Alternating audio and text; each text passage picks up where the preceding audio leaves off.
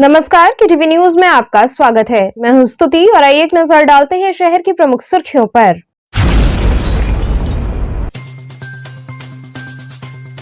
महाशिवरात्रि पर्व पर निकलने वाली शिव बारात के आयोजन व सुरक्षा व्यवस्था के मद्देनजर कोतवाली थाने में हुई बैठक।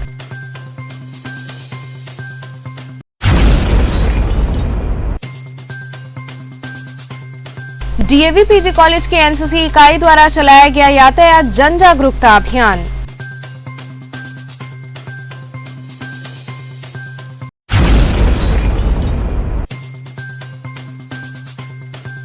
बीएचयू में ऑफलाइन कक्षा व परीक्षा से नाराज छात्रों ने धरना देते हुए शुरू किया आमरण अनशन।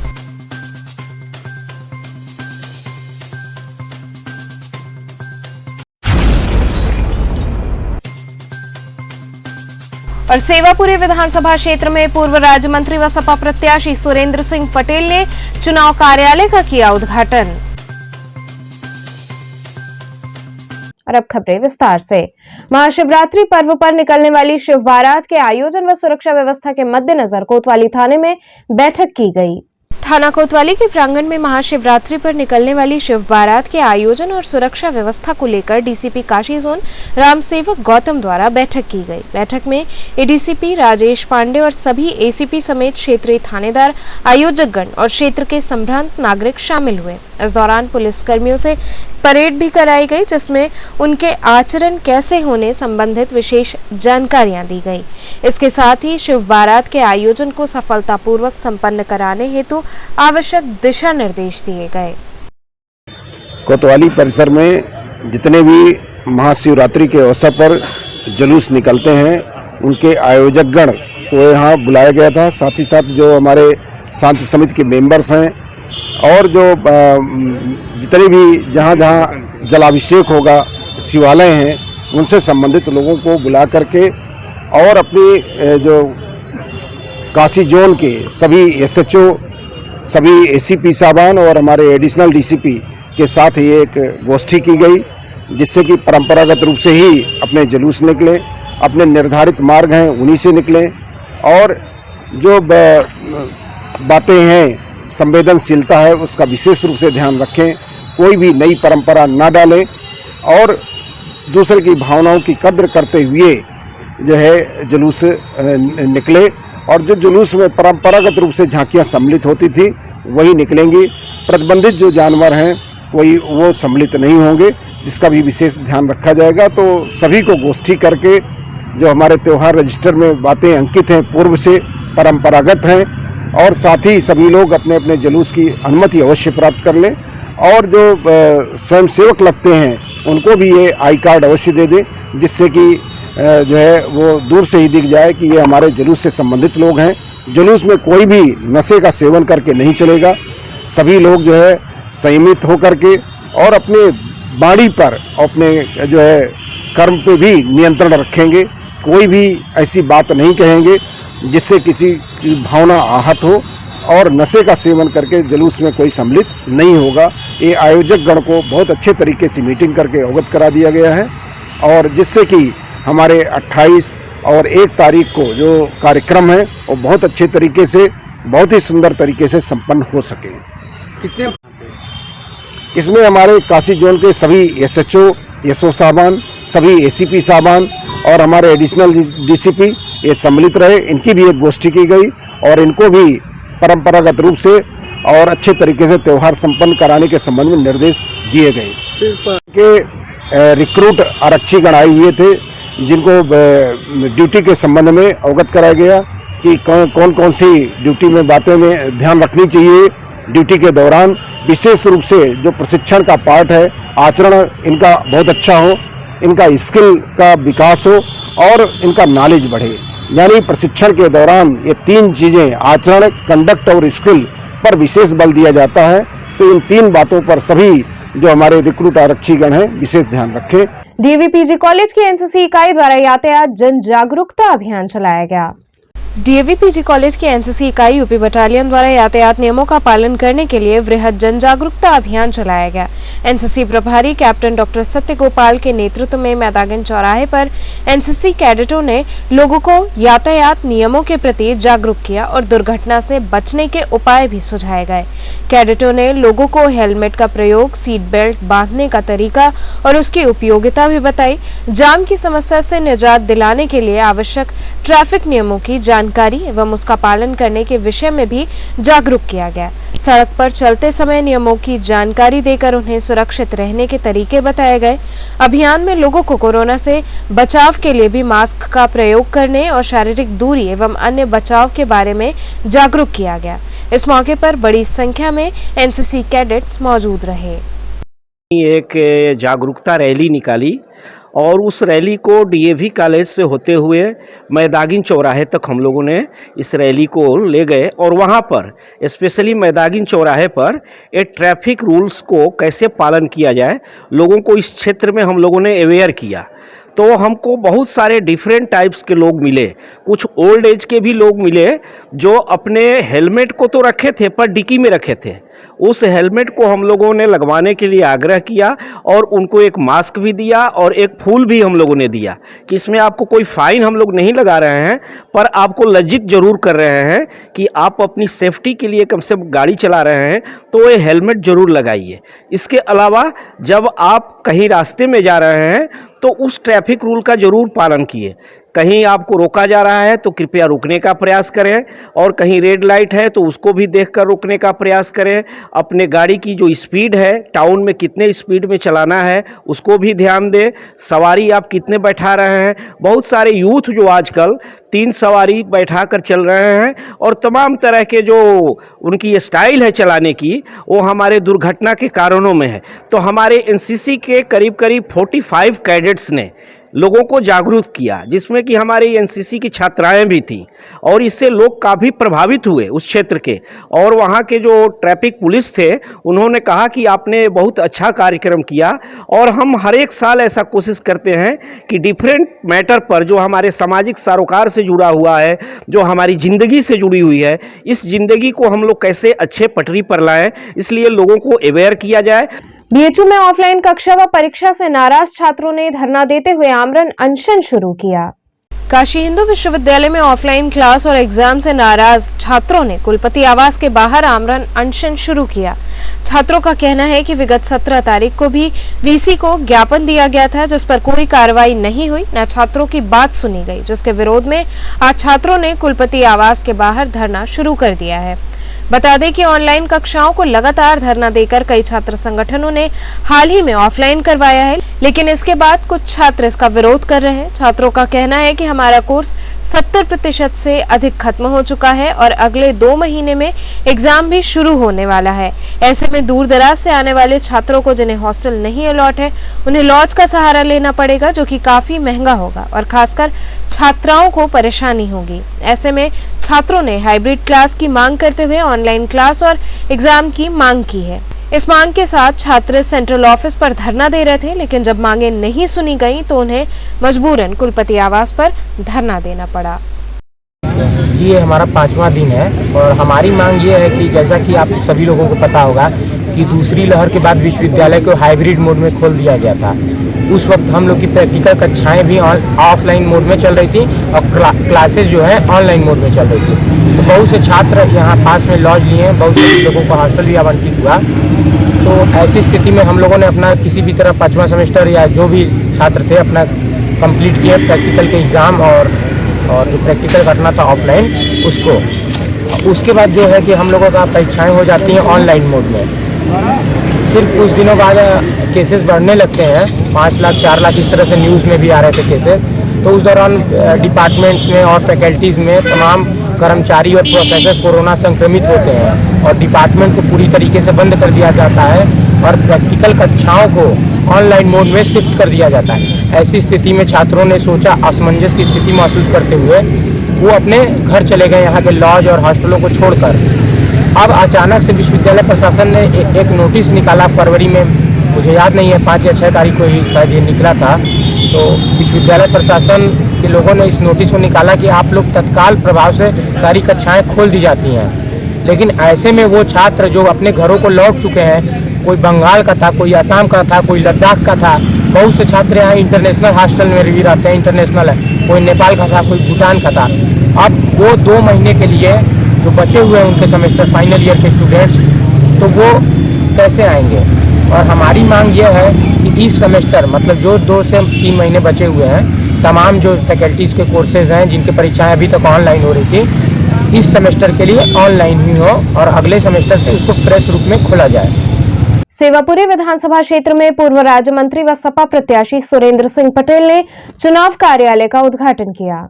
सेवापुरी विधानसभा क्षेत्र में मंगलवार को पूर्व राज्य मंत्री व सपा प्रत्याशी सुरेंद्र सिंह पटेल ने केंद्रीय चुनाव कार्यालय सहित कुल 5 चुनाव कार्यालय का फीता काटकर उद्घाटन किया।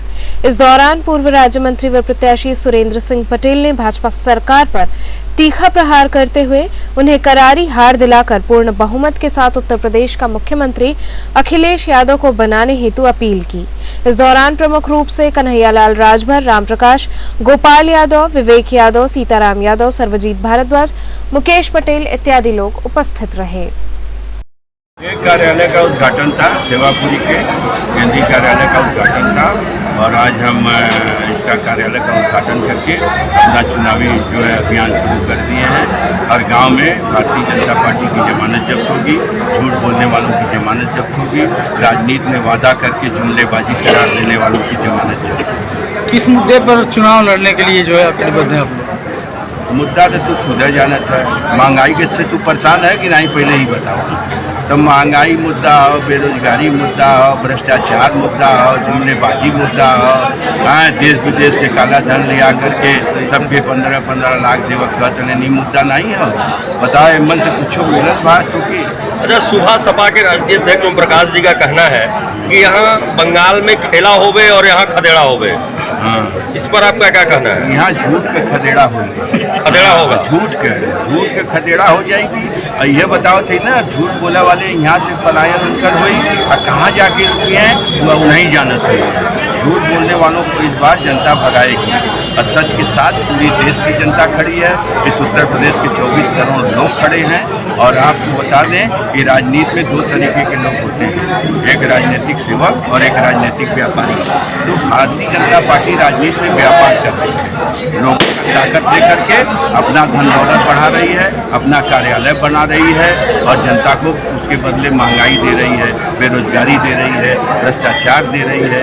इसलिए जनता सीधा जवाब दे रही है। विधानसभा चुनाव के 7वें चरण में वाराणसी मतदान है, आप मतदाताओं से क्या अपील कर रहे हैं? मतदाताओं से हाथ जोड़ करके यही अपील कर रहे हैं कि झूठ को भगाइए, सच के साथ रहिए। उम्मीद की साइकिल है समाजवादी और समाजवादी कभी झूठ नहीं बोलता है। हम तो ईश्वर से प्रार्थना करेंगे कि हर घर में समाजवादी पैदा हो। समाजवादी पैदा होगा तो हर घर के मेंबर को बराबर का हक और अधिकार देगा और उसके साथ रहेगा। वर्तमान सरकार अपराध और भ्रष्टाचार मुक्त उत्तर प्रदेश की जो है वो कर रही है, इस पर क्या कहना है? अपराध एवं भ्रष्टाचार मुक्त उत्तर प्रदेश कर रही है वर्तमान सरकार, इस पर क्या कहना है? भारतीय जनता पार्टी के कहा न कि पूर्वांचल में कितना अपराधी हैं, श्वेत पत्र जारी करे। बनारस में कितना अपराधी हैं, गाजीपुर में कितना अपराधी हैं, जौनपुर में कितना अपराधी हैं, चंदौली में कितना अपराधी हैं, जारी करवावा लिस्ट, अपने आप में पता लग जाएगी। रामनगर के डोमरी क्षेत्र में 95वीं बटालियन सीआरपीएफ द्वारा वृक्षारोपण कार्यक्रम चलाया गया। रामनगर के डोमरी में 95वीं बटालियन सीआरपीएफ द्वारा वृक्षारोपण किया गया, जिसमें नीम, पीपल, बरगद, आम तथा आंवले के वृक्षों का रोपण हुआ। समूचे डोमरी क्षेत्र को हरा भरा करने एवं पर्यावरण के संतुलन को बनाए रखने के उद्देश्य से इस वृक्षारोपण कार्यक्रम का आयोजन हुआ। साथ ही सीआरपीएफ बटालियन के द्वारा स्वच्छता अभियान भी चलाया गया, जिसकी रीजनल ऑफिसर कालिका सिंह प्रदूषण कंट्रोल बोर्ड ने शुरुआत की।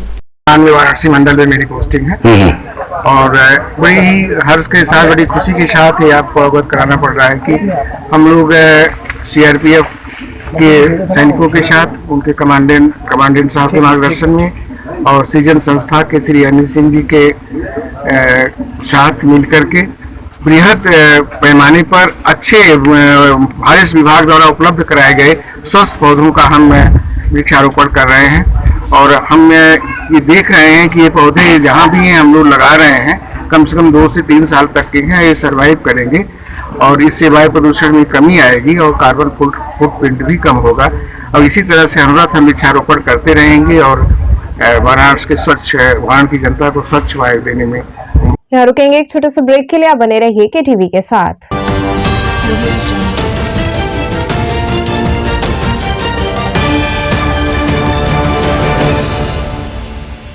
खबरों से जुड़े रहने के लिए हमारे चैनल केटीवी वाराणसी को सब्सक्राइब करें और लेटेस्ट अपडेट्स के लिए बेल आइकन को प्रेस करें।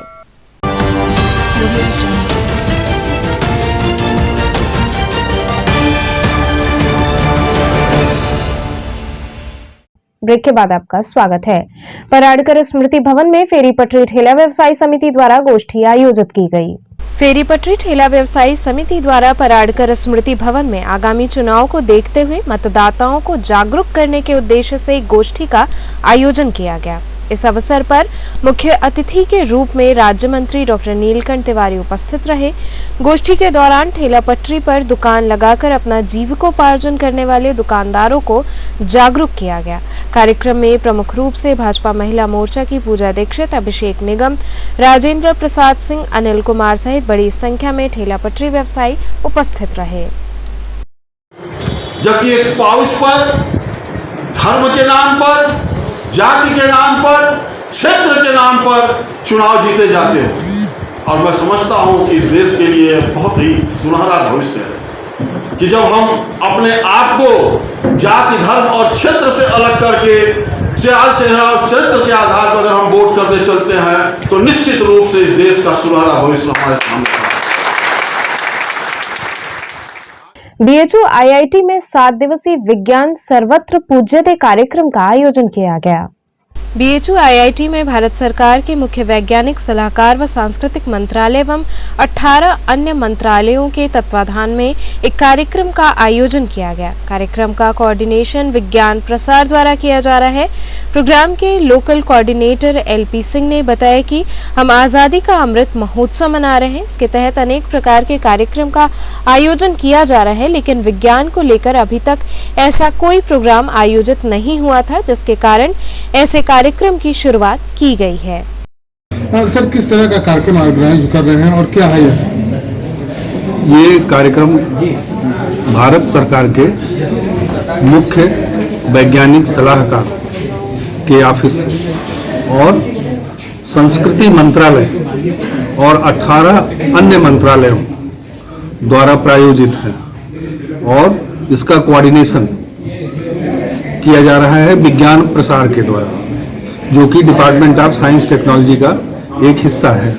विज्ञान प्रसार इस पूरे कार्यक्रम को प्रायोजित कर रहा है। सर, ऐसे कार्यक्रम करने का मुख्य उद्देश्य क्या है?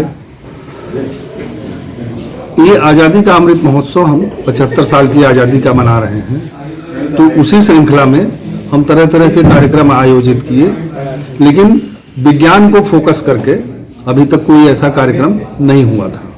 तो ये 1 सप्ताह का विज्ञान का सप्ताह मनाया जा रहा है और इसको नाम दिया गया द ग्लोरियस वीक, विज्ञान सर्वत्र पूज्यते। और इसका मुख्य उद्देश्य ये था कि विज्ञान को पॉपुलराइज करना, लोगों के अंदर विज्ञान के बारे में ज़्यादा जागरूकता पैदा करना, और सबसे बड़ा उद्देश्य ये था कि भारत के वैज्ञानिकों और भारत की उपलब्धियों के बारे में आम लोगों को अवगत कराना, परिचित कराना, उनके बारे में जानकारी देना। और इस जानकारी देने के सिलसिले में ही हम तरह तरह के कार्यक्रम आयोजित कर रहे हैं। सर, 7 दिनों तक क्या करेंगे आप? 7 दिनों की श्रृंखला, इस 7 दिनों की श्रृंखला में हम कुछ स्पीकर्स ऐसे हैं जो कि विज्ञान प्रसार ने हमें दिए हैं, तो जो बाहर से आ रहे हैं, जिसमें हमें 3 स्पीकर मिले हैं यहाँ पर जो बाहर से आएंगे, और 4 स्पीकर हम यहाँ से लोकल अरेंजमेंट किए हैं। कोई प्रदर्शनी आपकी है यहाँ? यहाँ हमारी एक प्रदर्शनी रहेगी, एग्जीबिशन, जिसमें कि 75 माइलस्टोन्स, जो 75 हमारी उपलब्धियां हैं, बड़ी उपलब्धियां देश की, उसको हम दिखाएंगे, और 75 भारतीय वैज्ञानिकों के जीवन के बारे में उनके पोस्टर्स हैं। सुबह बनारस क्लब द्वारा हरिश्चंद्र बालिका इंटर कॉलेज में मतदाता जागरूकता अभियान चलाया गया। उत्तर प्रदेश में हो रहे विधानसभा के चुनाव को देखते हुए 7 मार्च को अंतिम चरण में वाराणसी में होने वाले चुनाव के मद्देनजर मतदान के प्रति मतदाताओं को जागरूक करने के उद्देश्य से तमाम संगठनों के साथ कंधे से कंधा मिलाकर चल रहे सामाजिक संस्था सुबह बनारस क्लब ने अपनी मुहिम की अगली कड़ी के तहत मैदागिन स्थित हरिश्चंद्र बालिका इंटरमीडिएट कॉलेज के प्रांगण में संस्था के अध्यक्ष मुकेश जायसवाल, महासचिव राजन सोनी, कॉलेज की प्रधानाचार्य डॉक्टर प्रियंका तिवारी एवं उपाध्यक्ष अनिल केसरी के नेतृत्व में छात्राओं के बीच हाथों में पोस्टर बैनर लेकर एक जन जागरूकता अभियान चलाया। इस अवसर पर संस्था के अध्यक्ष मुकेश जायसवाल ने कहा कि मतदान एक राष्ट्रीय पर्व के समान है। इस दिन को हम सब मिलकर मनाएं और सब कुछ भूलकर मतदान के दिन अपने अपने बूथों पर अनिवार्यता से वोट डालने की प्रतिज्ञा करें। अपने मतों का उपयोग कर हम 5 साल के लिए देश का भविष्य तय करते हैं। कभी कभी एक वोट भी निर्णायक साबित हो जाता है। लोकतंत्र की मजबूती के लिए हर किसी को मतदान करना अति आवश्यक है। जो लोग भी मताधिकार का प्रयोग करने में सक्षम हैं, उन सभी को उत्साह के साथ इसमें हिस्सा लेना चाहिए। इस कार्यक्रम में प्रमुख रूप से चंद्रशेखर चौधरी, प्रदीप गुप्ता सहित सैकड़ों छात्राएं शामिल रहीं। आज हमारे विद्यालय परिसर में छात्राओं को मतदान करने के लिए संकल्प दिलाया गया और छात्राओं को यह बताया गया है कि जो बच्चियां 18 साल की हो गई हैं वो भी मतदान करें और अपने आसपास पड़ोस के लोगों को, अपने माता पिता को, सबको मतदान करने के लिए प्रेरित करें। आज हम लोग मैदागिन स्थित हरिश्चंद्र बालिका इंटरमीडिएट के कॉलेज के परिसर में यहाँ के छात्राओं को यह संकल्प दिलाए हैं कि अगर वो मत देने के स्थिति में है तो मतदान करें। अगर वो उनको मत का अधिकार नहीं प्राप्त हुआ है तो अपने अपने घरों पर जाकर अपने भाइयों, बहनों, माताओं और पास पड़ोस के लोगों को जागरूक करें कि वे जाकर मतदान करें। यह पर्व जो है 5 साल में आता है। ऐसा देखा गया है कि कुछ लोग अपने घरों में बैठकर इस दिन छुट्टी मनाते हैं, तो उनको जागरूक करें कि वो जाकर मत करें और जो भी क्षेत्र का या कहीं का जो भी प्रत्याशी हो उनके क्षेत्र के विकास के लिए कार्य करें, उसको अपना मत। चंदौली शहाबगंज के कर्नवल गांव का एक परिवार घर के ठीक ऊपर से गुजर रहे हाईटेंशन तारों से काफी दहशत में है। चंदौली के विकासखंड शहाबगंज के कर्नवल गांव के रहने वाले उदय नारायण राम का पूरा परिवार इन दिनों दहशत के साए में जी रहा है। उनके घर के ऊपर से छत से बिल्कुल सटकर 11,000 वोल्ट के तारों को देखकर रोंगटे खड़े हो जाते हैं। यह हाई टेंशन तार घर के आंगन से महज 8 से 10 फीट ऊपर से गुजर रहा है, जिस कारण परिवार में दहशत का माहौल रहता है। बिजली के धारा प्रवाहित गुजर रहे इन नंगे तारों के चलते लोगों को अपने ही घर में रहने पर भय बना रहता है, लेकिन विद्युत विभाग अधिकारियों का इस ओर कोई ध्यान नहीं है। लोगों का कहना है कि हाई टेंशन तार के कारण घर के लोग छत पर जाने से परहेज करने लगे हैं। मामले की शिकायत ग्राम प्रधान मुनिराज यादव से कई बार की गई, लेकिन ग्राम प्रधान का कहना है कि ये तार नहीं हटने दिया जाएगा। इसके साथ ही बिजली विभाग व थाने में भी शिकायत की गई, लेकिन विभाग की ओर से अब तक कोई कार्रवाई नहीं हुई है। वहीं उदय नारायण राम और उनके परिजनों का कहना है कि यदि कोई भी हादसा होता है तो इसकी पूरी जिम्मेदारी बिजली विभाग की होगी। समस्या यह कि भून ले जाने के यहाँ का हम लड़की भैया के लाइन मार दिल रहा तो सुतार न मुँहले से बचना कहाँ पूरा लाइन से तो जाने मर जी बजा तब वो न हटी। पैसा एक भी देवल 20,000 कर्जा ऋण करके कहाँ के कितनों लाख से लीक कर दे बजाई लाइन न हटे। के तोरे गांव का प्रधान? मुनिराज नाम है अहिर हम। अच्छा हाँ। उनके बतैले रहलू? हाँ कुल जानत हूँ मुनिराज तो उनका गयल हम वो का कहत हुआ तुम हटबे न करी केतनो कोशिश करबा जे न हटी। चलते चलते पुनः एक नजर डालते हैं शहर की प्रमुख सुर्खियों पर।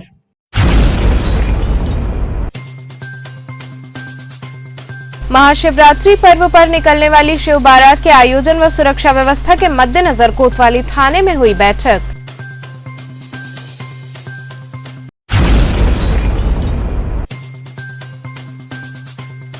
डीएवी पीजी कॉलेज की एनसीसी इकाई द्वारा चलाया गया यातायात जन जागरूकता अभियान।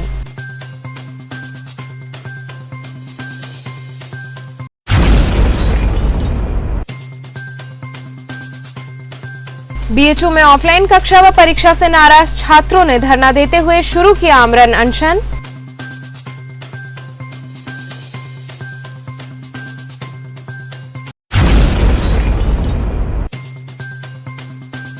और सेवापुरी विधानसभा क्षेत्र में पूर्व राज्य मंत्री व सपा प्रत्याशी सुरेंद्र सिंह पटेल ने चुनाव कार्यालय का किया उद्घाटन। तो ये थे आज के समाचार। कल फिर होगी मुलाकात, तब तक के लिए नमस्कार।